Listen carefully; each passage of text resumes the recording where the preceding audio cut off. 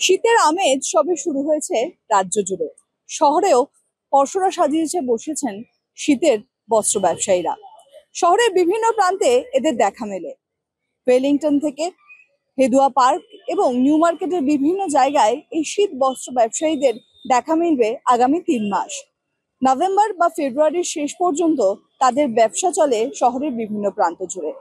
আর শীত পড়তে না পড়তেই শহরের মানুষও দানা বেঁধেছেন তাদের নিজেদের পছন্দ শীত বস্ত্র কিনতে।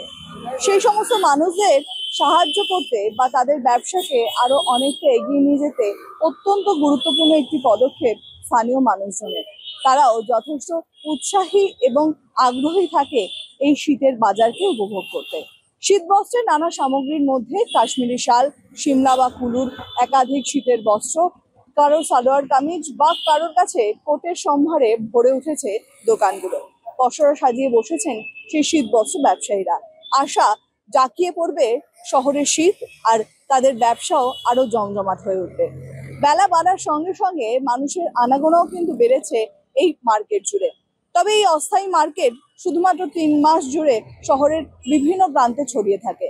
তবে মানুষের উৎসাহ এবং উদ্দীপনা সারা বছরের এই অপেক্ষা যেন অবসান ঘটে নভেম্বরের 1ম তারিখ থেকেই।